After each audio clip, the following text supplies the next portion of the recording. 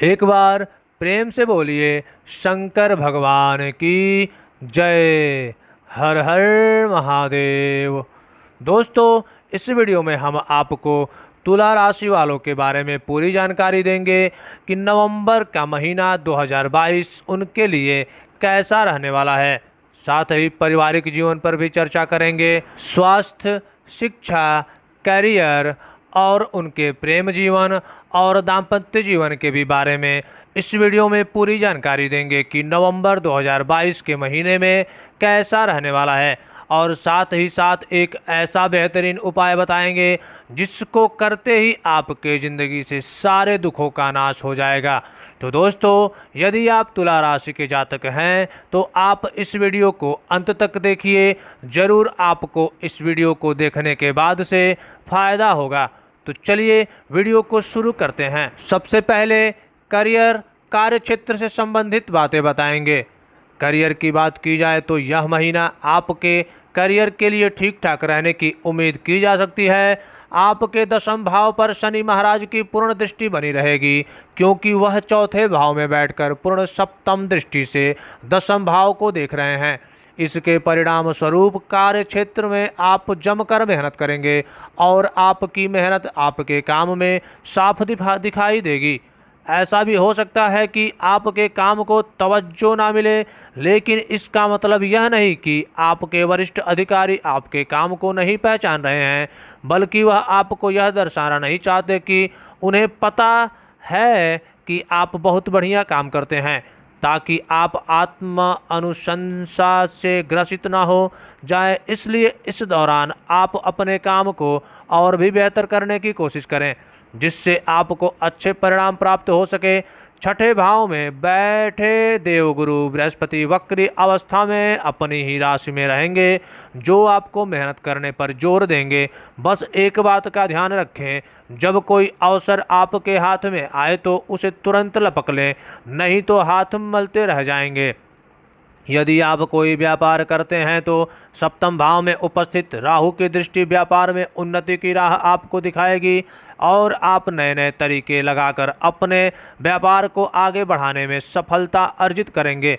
हालांकि महीने की शुरुआत में सूर्य, बुध और शुक्र जैसे ग्रह आपकी राशि में बैठकर सप्तम भाव को पूर्ण दृष्टि से देखेंगे, जिसके परिणाम स्वरूप व्यापार में उथल पुथल भी मच सकती है। इस दौरान आपको यह बिल्कुल भी नहीं भूलना चाहिए कि कार्य के सिलसिले में कोई भी गलत रास्ता ना अपनाएं, नहीं तो कानूनी रूप से परेशानी उठानी पड़ सकती है। बुध, शुक्र और सूर्य के दूसरे भाव में प्रवेश करने के साथ ही व्यापार में लाभ के योग प्रशस्त होंगे और आपका व्यापार वृद्धि भी करेगा। आर्थिक स्थिति हम बता दें कि बुध, शुक्र और सूर्य तथा चतुर्थ भाव में शनि महाराज विराजमान रहेंगे। इससे परिस्थितियों में ज़्यादा बदलाव नहीं आएगा और जैसा पहले चल रहा था वैसा ही रहेगा। आपके थोड़े खर्चे रहेंगे और अच्छी इनकम बनी रहेगी, लेकिन बृहस्पति महाराज की द्वादश भाव पर दृष्टि होने के कारण कुछ महत्वपूर्ण खर्च करने के योग बनेंगे। आप किसी के विवाह आदि में धन लगा सकते हैं या फिर घर में कोई शुभ कार्य कर सकते हैं, जिसमें आपको खर्च करना पड़ सकता है। महीने के उत्तरार्ध में जब सूर्य, बुध और शुक्र आपके दूसरे भाव में आएंगे तथा मंगल महाराज अष्टम भाव में वक्री अवस्था में चले जाएंगे, तो खर्च और आमदनी दोनों में तेजी आएगी। हालांकि आप कुछ गुप्त तरीकों से भी धन कमाने का प्रयास करेंगे, लेकिन आपके कुछ महत्वपूर्ण आर्थिक मामले अटक सकते हैं। थोड़ी सी सावधानी रखना बेहद आवश्यक होगा, लेकिन बुध, शुक्र और सूर्य के एक दूसरे भाव में होने की वजह से आप धन संचय कर पाने में भी सफल रहेंगे, जिससे आपका बैंक बैलेंस भी बढ़ सकता है और व्यापार में भी आपकी आर्थिक लाभ के योग बनने की प्रबल संभावना रहेगी। स्वास्थ्य के दृष्टिकोण से यह महीना कुछ कमजोर कहा जा सकता है। आपकी राशि में बुध, शुक्र और सूर्य, केतु की उपस्थिति रहेगी तथा बृहस्पति भी वक्री अवस्था में छठे भाव में विराजमान रहेंगे और उनके ऊपर शनि महाराज की पूर्ण दृष्टि रहेगी, जिसके परिणाम स्वरूप स्वास्थ्य समस्याएं आपको परेशान कर सकती हैं। आपको अपने खान पान की आदतों में सुधार लाना होगा और एक अनुशासित तरीके से अपनी दिनचर्या को सुचारू बनाने का प्रयास करना होगा। तभी आप स्वयं को ठीक रख पाने में कामयाब रहेंगे। महीने के उत्तरार्ध में मंगल महाराज भी वक्री अवस्था में आपके अष्टम भाव में आ जाएंगे। इस दौरान किसी भी प्रकार की वाहन दुर्घटना के प्रति सचेत रहें और वाहन सावधानी से चलाएं। यदि कोई पहले से समस्या आ रही है तो इस दौरान किसी प्रकार की शल्य चिकित्सा होने की संभावना बन सकती है। इसलिए इस महीने अपने स्वास्थ्य को लेकर बिल्कुल भी लापरवाही ना बरतें और अच्छा जीवन व्यतीत करें। आप योगाभ्यास के द्वारा शरीर को अच्छा बनाने पर ध्यान केंद्रित करेंगे तो ज़्यादा लाभ होगा।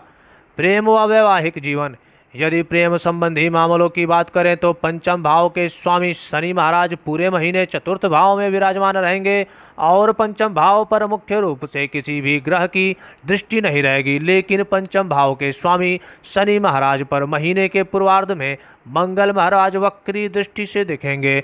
यह समय आपके प्रेम संबंधों के लिए अनुकूल नहीं कहा जा सकता, इसलिए आपको बहुत ध्यान से रहना होगा, क्योंकि जरा सी भी चूक आपके रिश्ते के बिखराव की वजह बन सकती है। आप और आपके प्रियतम के बीच बेवजह की बातों पर वाद विवाद होने की संभावना बनेगी और इससे आपके बीच इरिटेशन बढ़ सकती है। जल्दीबाजी में आकर कोई भी निर्णय लेने से बचें, क्योंकि इससे आपको नुकसान हो सकता है। आप अपने प्रियतम को समय दें और एक दूसरे को समझने का प्रयास करें।